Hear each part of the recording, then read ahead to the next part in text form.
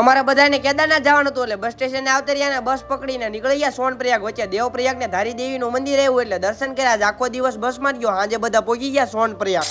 તો કેમ છો બધા મિત્રો, મજામાં દેશો? આપડા નવા મિની વ્લોગમાં તમારું બધાનું સ્વાગત છે. હવારે ઠેલો પેક કરી નાખો ને રેડી થઈ ગયા, કારણ કે કેદારનાથ જવાનું. કેદારનાથ તો આપડા માસી ને આપડા મામા આવવાના છે. પછી તો બહાર આવતા રહ્યા, રિક્ષા પકડીને નીકળી ગયા બસ સ્ટેશન. ગંગા મૈયાના દર્શન કરીને આવતા રહ્યા બસ સ્ટેશન. પછી તો પૂછ્યું સોનપ્રયાગ ની બસ ક્યારે છે. પછી તો બસ મળી ગઈ ને અમે ત્રણે બસમાં બેસી ગયા. 10 જેવું વાગી ગયું ને બસ ઉપડી ગઈ, નીકળી ગયા અમે બધા સોનપ્રયાગ. કેદારનાથ જઈએ એટલે મોટા મોટા વચ્ચે પહાડ આવે, અહીંયા એવો પવન આવે એની વાત જ આવો દે. અહીંયા તો સ્વર્ગ જેવું લાગે. બધા મિત્રોને એકવાર ઉત્તરાખંડ આવવું જરૂરી છે. એક ધારી 4-5 કલાક જેવી બસ આલી, પછી તો હોલ્ટ આવી ગયો ને અમે બધા ઉતરી ગયા. અહીંયા બધા પહાડોમાં લીંબુ શરબત એક નંબર મળે. પછી તો અમે ત્રણે લીંબુ શરબત લઈ લીધું ને એક નંબર હતું. આ સાઈડ પહાડોના રસ્તા આડાવડા હોય એટલે ખાવાની મજા આવે ને, એટલે અમે ત્રણે તરબૂચ ખાઈ લીધું. અડધી કલાક જેવો હોલ્ટ હતો, પછી બસ ઉપાડીને નીકળી ગયા સોનપ્રયાગ. પછી તો અડધે પહોંચ્યા હતા, વચ્ચે દેવપ્રયાગ આવ્યું ને દર્શન કરી લીધા. પછી તો ધારી દેવીનું મંદિર આવ્યું ને ધારી દેવીના દર્શન કરી લીધા. કોણ કોણ અહીંયા આવેલું છે જરાક કોમેન્ટ તો કરો. હરિદ્વાર થી સોનપ્રયાગ પહોંચતા 12 થી 13 કલાક થાય ને બસમાં આવી રીતની કઈક મુસાફરી હોય ને કંટાળી જાય. અમને ટ્રેન તો એમ થઈ ગયું કે પહાડમાંથી ધુક્કો મારી કંટાળી ગયા. 8 કલાકથી એમ નામ છે.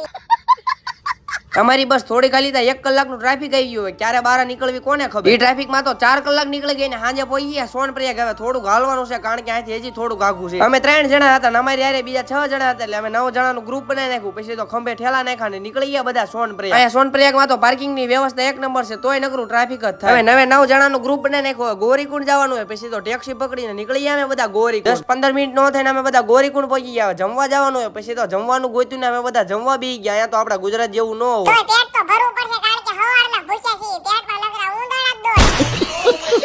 ગોરીકુંડ અમે બધા હોટલ લઈ લીધી ને હુઈ ગયા. આપણે સવારે કેદારનાથ હાલવાનું શરૂ કરવાનું હોય, તમે બધા ફોલો તો કરી નાખો.